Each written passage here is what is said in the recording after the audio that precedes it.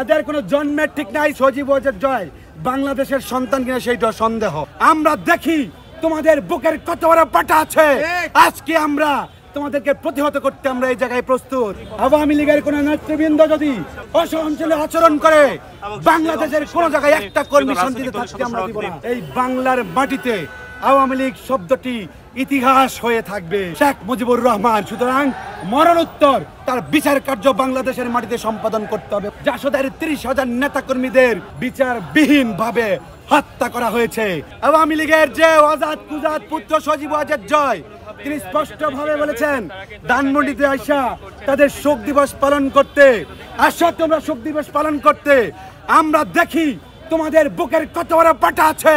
আজকে আমরা তোমাদেরকে প্রতিহত করতে আমরা এই জায়গায় প্রস্তুত। স্পষ্ট ভাবে বলে দিতে চাই সজীব ওয়াজেদ জয় বাংলাদেশের সন্তান কিনা সেইটা সন্দেহ। এরা আবিষ্কার ছাড়া বিজ্ঞানী হয়। এদের কোনো জন্মের ঠিক নাই, চেহারা ঠিক নাই, কাজের ঠিক নাই, কামের মিল নাই।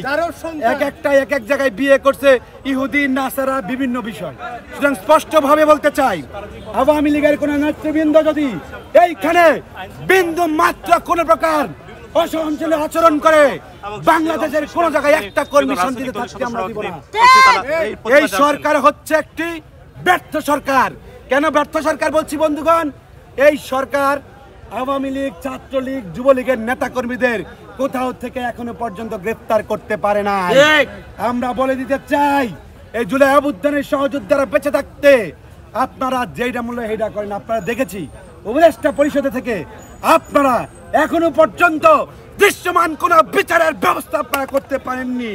সংগ্রামী সাথী ও বন্ধুগণ, আমরা স্পষ্ট ভাবে আজকে বলতে চাই এই বাংলার মাটিতে আওয়ামী লীগ শব্দটি ইতিহাস হয়ে থাকবে। আর ভবিষ্যৎ প্রজন্মকে যারা স্বপ্ন দেখাতে চেষ্টা করছে সেই আওয়ামী লীগ বাংলার মাটিতে আর আসবে না। আরেকটা বিষয়, আমরা আজকে 3টা দাবি নিয়ে আসছি বন্ধুগণ। 3টা দাবি কি আপনারা জানেন? এই বাংলাদেশের মাটিতে 72 থেকে 75-এর শাসনামল এই 3 থেকে 3.5 বছরে জাসদের 30,000 নেতা কর্মীদের বিচারাধীন এবং বিচারবিহীন ভাবে হত্যা করা হয়েছে।